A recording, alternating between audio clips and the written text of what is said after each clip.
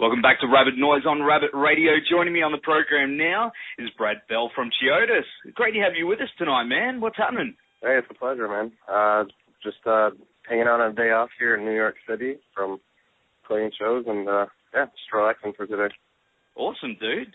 Well, I was first introduced to you guys years ago when I was working in a music store, and one of the guys I was working with was absolutely just batshit crazy about you guys. He just always put you on and he got me into you guys. So the thing that I thought really set you apart from anything else at the time was, of course, the synths and the piano, which is, your expertise. So what was it that made you guys want to incorporate those elements in the band originally?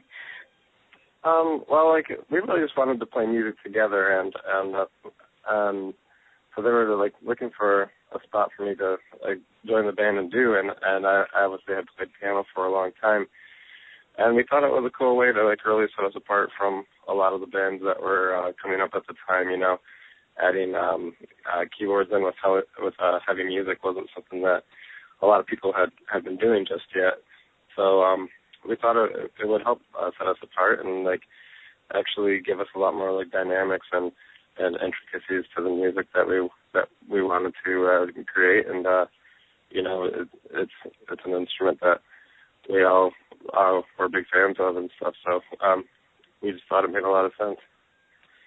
Totally, man. I'm a big fan of having that element in bands. I listen to a lot of, obviously heavy stuff, but, other industrial and stuff like that. That's what I get drawn to. Mm-hmm. So when I heard you guys, that was, a big thing that, that drew me to it. So, yeah, and you're still doing it now, so it's awesome, man.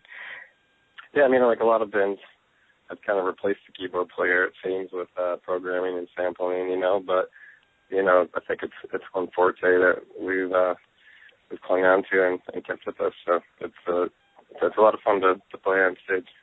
I think, you're saying that, there's a lot of bands that, replace that element, with computers and things like that, where they just play along with a click. But, I still believe in, having that energy in the band, having someone actually play that. There's something that totally sets it apart. It's the human element that you can relate to. You can actually feel the instrument instead of having a computer automatically going to be perfect every single time. There's no emotion in being perfect, And so I think that's one thing that we thrive off with our live show is creating energies and emotions like that. So that's always worked for us. That's what it's all about, man. Just that energy and that time up on stage, really, isn't it? Just you give that to the audience and they give it back, and they know when that's real. So yeah, that's awesome, man. Well, your latest album, Devil, was released this year, and my personal favorite track off it was Why the Monsters Matter. So I have to ask you, who would you rather have a night with, Lily Munster or Marilyn? I'd say Lily. Lily, yeah, I'm with you. Yeah. Yeah, how about you? Yeah, Lily, all the way, man. Same for you? yeah, totally. Okay. No, I was looking at it the other day, looking at a picture of her, go, man, she was pretty smoking back in the day, Oh, yeah, for sure.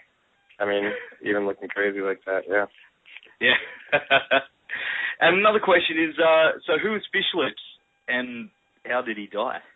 Actually, our drummer at the time, Derek, it was his girlfriend in high school that he broke up with because she kissed like a fish. And so I guess he was a singer in a ska band in high school, and he wrote a song about fish lips in that band, and we thought it was hilarious, And then he was like, yeah, but fish lips, she's dead now. Really, I'm sorry if you don't laugh at that, but that is the funniest thing I've ever heard. So, it was kind of our way of paying homage to her, and rest in peace, old Fish Lips. I love your song titles, man. Who comes up with all these crazy titles? Like I said, someone just says something stupid and funny, and we're just like, okay, that's a song title, write it down. So we have all of our notepads and all of our phones are filled with stupid things we say that become song titles. Because not many people do that these days. You know what I mean? Like they take it way too seriously. So I look forward to every CD you bring out. Like you've always got like awesome song titles that make me laugh. So I don't know. I mean, nothing against bands that do that. We do it even here and there, but it's just another way that we can have fun with what we do and keep it lighthearted at the same time, and not taking so seriously. That's it, man.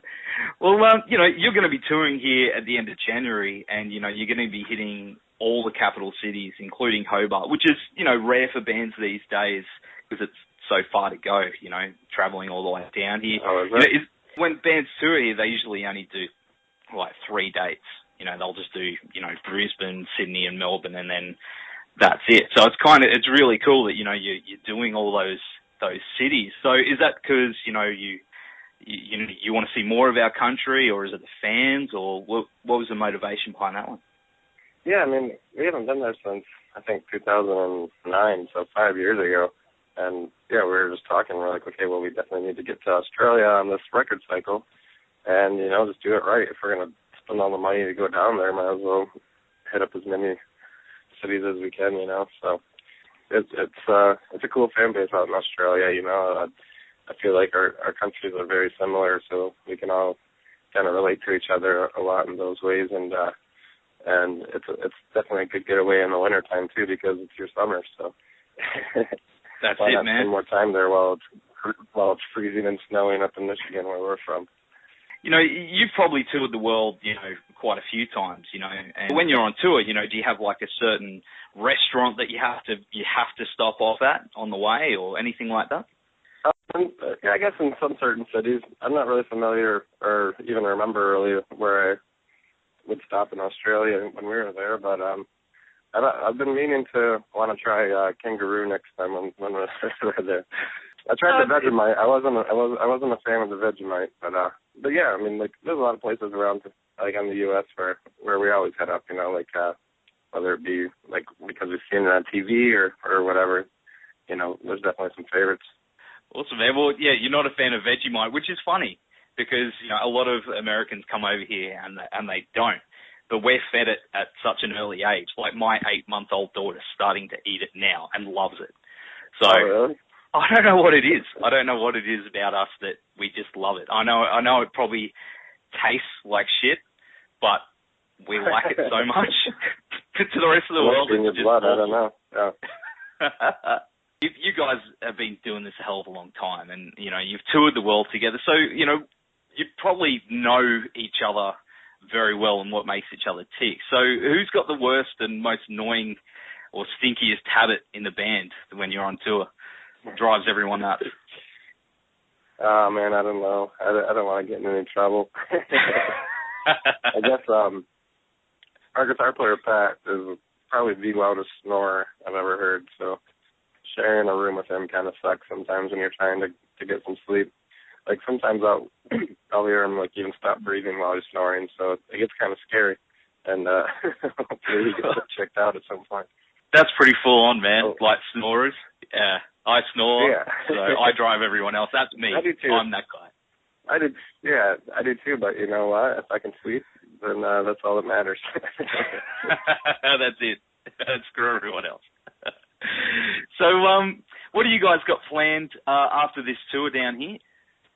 We're doing some of Southeast Asia before we hit Australia, and that's at the end of January and beginning of February too, like you guys know. And then after that, we are planning on we have some festivals in the United States and whatnot, but other than that, we're just writing and recording and stuff.